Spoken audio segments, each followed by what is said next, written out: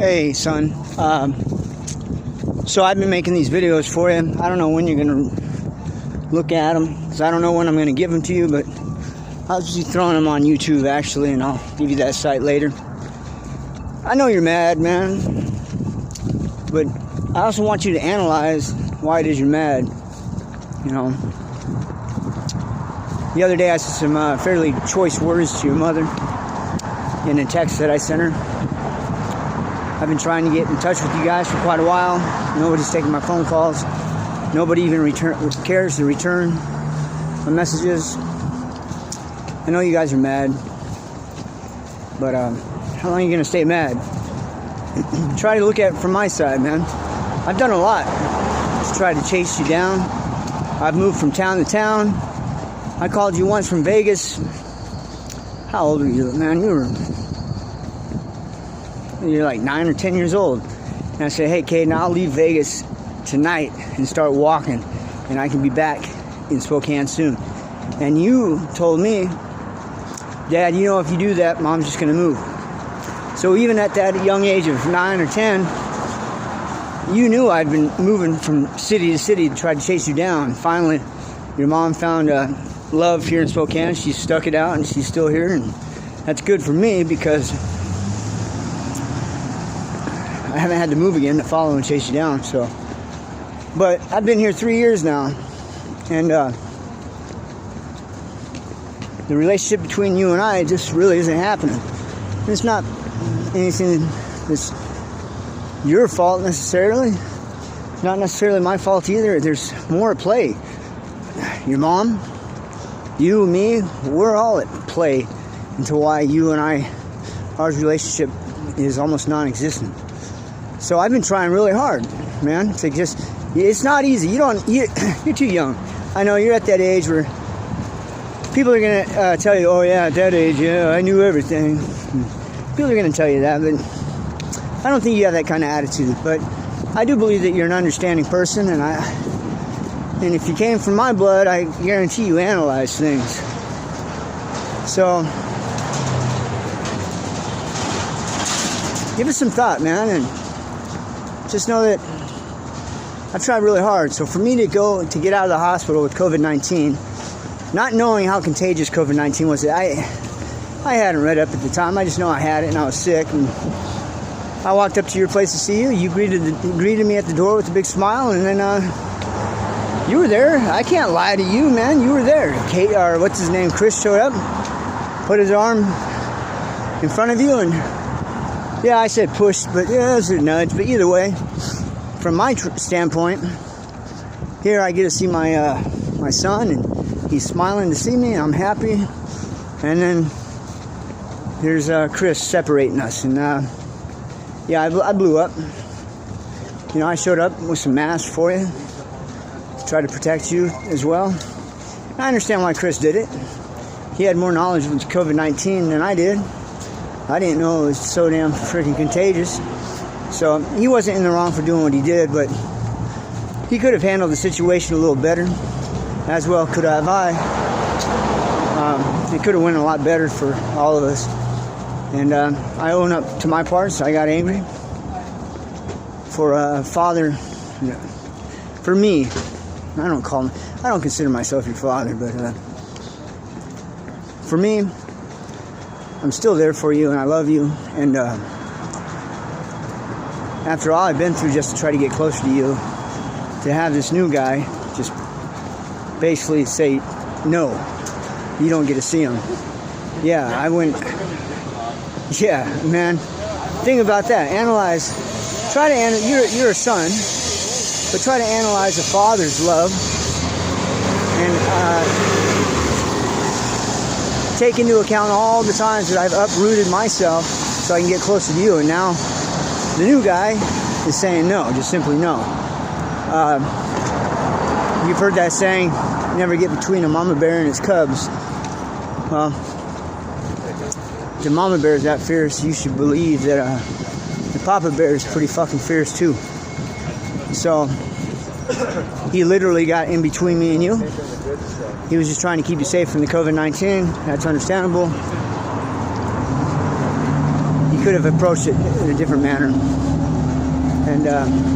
And I was so pissed off at the time I saw his arm go up and block you from me. I wasn't even listening to anything he was saying. I don't even know what he had to say after that, really. But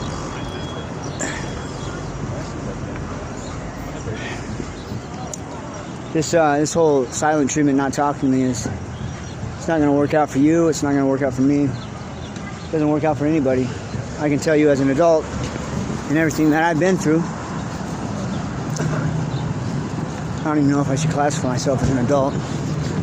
But from my experience in life, healthy communication is the key to success in any relationship. You may think you're not talking to me, but you are. You're sending out a very, very mean message. And it's hurtful. Sometimes when you don't say anything, you're actually saying something.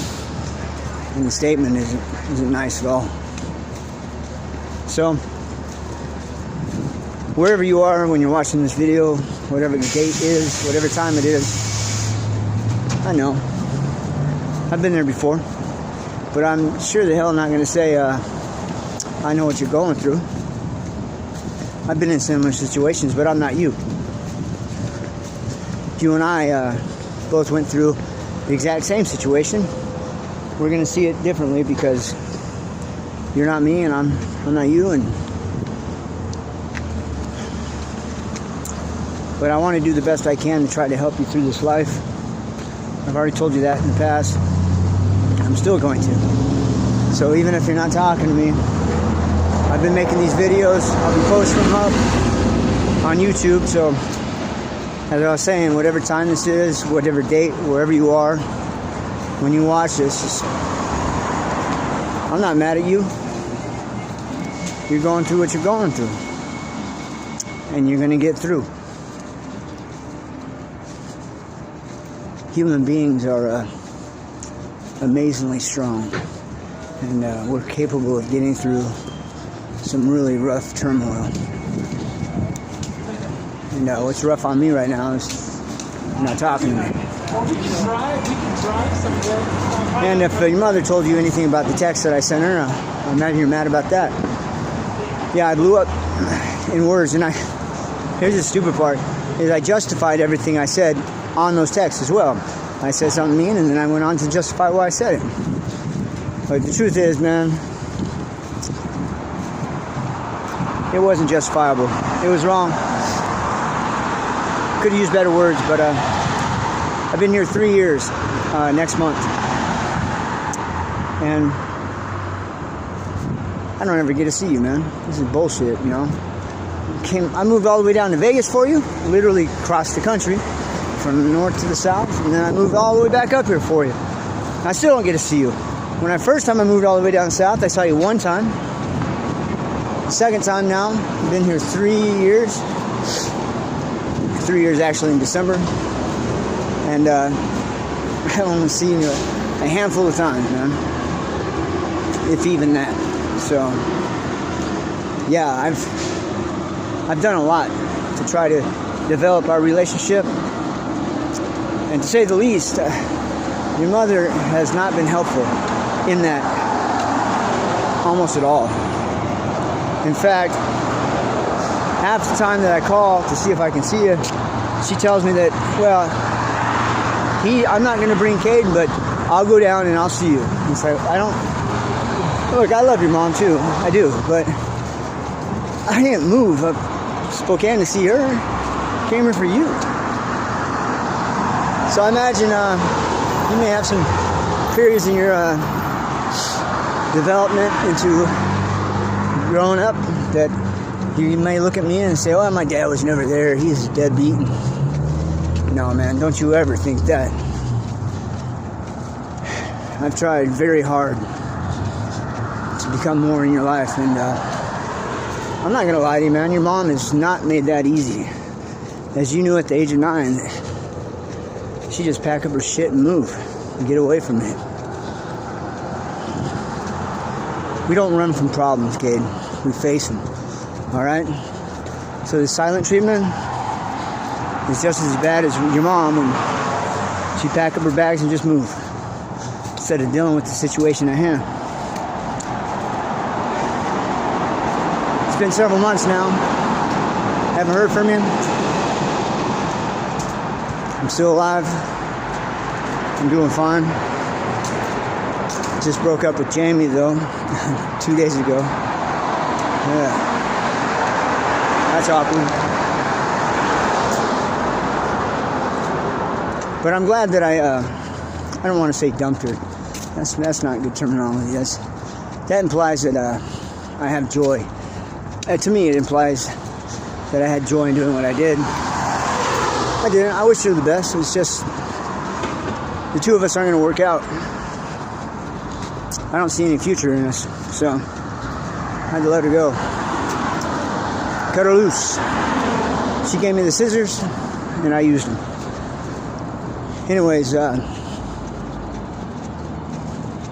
you may think that I've given you scissors to cut me loose.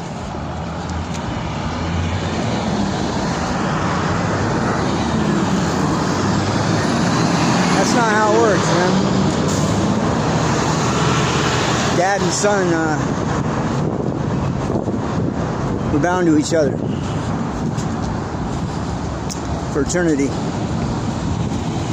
In heaven or even in hell. So, I love you. It may not mean anything to you. It means a whole lot to me.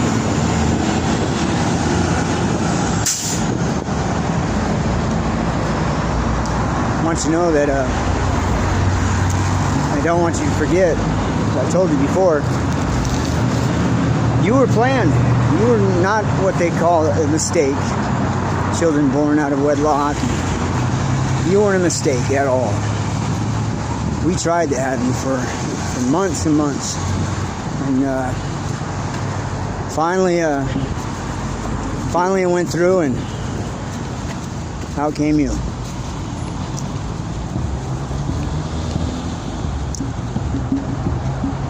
I love you just as much that the first day I saw you, and I cried in the hospital.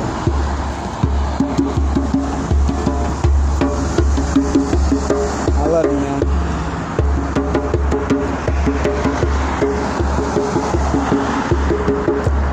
I gotta go.